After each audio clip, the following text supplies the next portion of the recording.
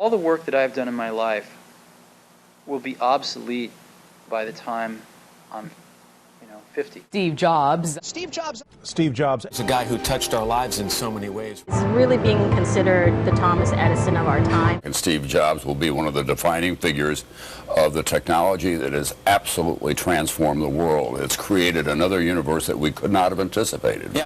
Steve Jobs was born in San Francisco, California in 1955. Biological parents are Joanne Simpson and Abdulafa Ginaldi. He was later adopted by Clara Jobs and Stephen Paul Jobs. Steve married Lauren Powell in 1991. Steve has 4 children in total, 3 of which are to his wife. In high school, Jobs met his future business partner, Steve Wozniak. Wozniak was even responsible for getting Steve his first job at Atari. Jobs' boss, Nolan Bushnell, gave him a special assignment to create the next video game for Atari called Breakout. Problem being, Bushnell wanted it done in 4 days. Jobs asked Wozniak to work on it with him. Wozniak created the design using a minimum number of chips, and then Jobs incorporated them into the prototype board. Many people found this prototype board very intriguing. This inspired Jobs and Wozniak to create their very own. When coming up with names for their company, Steve mentioned Apple. Wozniak found it a little ridiculous and thought that he could come up with a better one. Steve explained to Wozniak that Apple Computer would put them at the top of any alphabetical list, like in the phone book. Steve Jobs was never the best student. He struggled with his grades.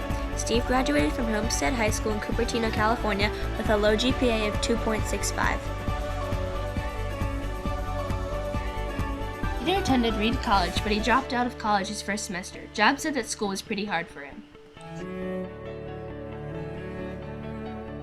There's no doubt that Apple is one of the biggest companies in the world, with over 50,250 employees around the world and over 400 locations.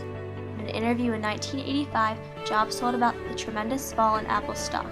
It dropped more than $2 million. In April 1985, Scully had been hired as Apple's CEO, and he didn't want to share the reins with Jobs. Scully had gotten permission to do whatever he wanted to the company, including lowering Jobs' position. A lot of sources say that Steve Jobs was fired from his own company in 1985 by the former CEO of Apple, John Sculley. But truthfully, he was never fired. Apple's profits were failing and he was demoted and forced to work isolated in an empty building. Steve became angry and left Apple altogether, and he sold his stocks while they were at a low price. Essentially pushed Steve Jobs out of the company that he founded back in the 80s, and you've called that the darkest hour of your professional life. Explain what you mean. Well, I was brought into Apple at a time when the Apple III had failed. The Apple II was the only cash generator in the company. It was outsold by Atari and Commodore, each by 2-to-1. And the company needed cash flow in order to give time for Steve to create the Macintosh and then to launch the Macintosh. I didn't know anything about computers. I was brought in because I knew something about marketing. And so we kept the Apple II alive for 3 more years. I was also brought in to help bring in consumer advertising. Pepsi Generation and Pepsi Challenge were experience-centric advertising themes. So Steve and I were totally aligned on those 2 ideas.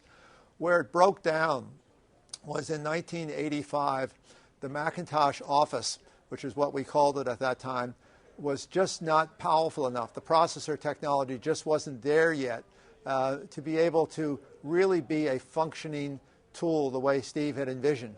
And our disagreement was over Steve wanting to lower the price of the Macintosh. And I said that we had to leave the price of the Macintosh alone because we couldn't build any more even if we could sell them, and that we had to focus on the Apple II. And Steve didn't want to focus on the Apple II. He wanted to focus on the Mac. We went to the board. The board did an investigation for several weeks, came back and agreed with my position and asked Steve to step down from running the Macintosh division. Steve Jobs is quoted saying, "My job is not to be easy on people, my job is to make them better." Once his mind was set on something, he wouldn't settle for anything less than expected. This leadership style worked very well, considering Apple's technological impact on today's generation. Steve Jobs' leadership style was very strict. Jobs took his job very seriously, and there was no doubt that he was the boss. Steve had a way of pushing people to do things, even when they thought it was impossible. Steve Jobs was also a perfectionist. He wanted everything about the appearance of his product to look nice, even down to the inside of the machine. One of the keys to Apple is Apple's an incredibly collaborative company. One person's in charge of iPhone OS software. One person's in charge of Mac hardware. One person's in charge of iPhone hardware engineering. Another person's in charge of worldwide marketing. Another person's in charge of operations. We're organized like a startup. Steve's amazing leadership style is what led to his important legacy. Steve Jobs started Apple over 35 years ago in 1976. Apple hasn't slowed down since the death of Steve Jobs in 2011.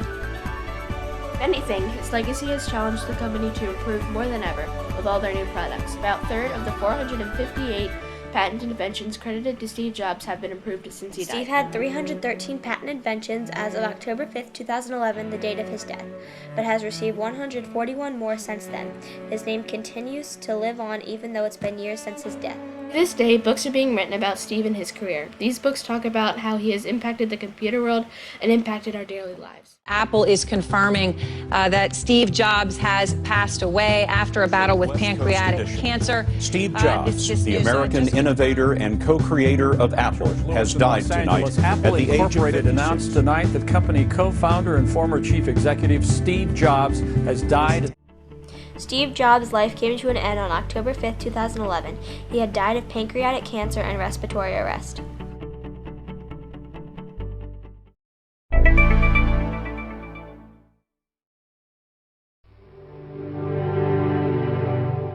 Here's to the crazy ones, the misfits, the rebels, the troublemakers, the round pegs in the square holes, the ones who see things differently.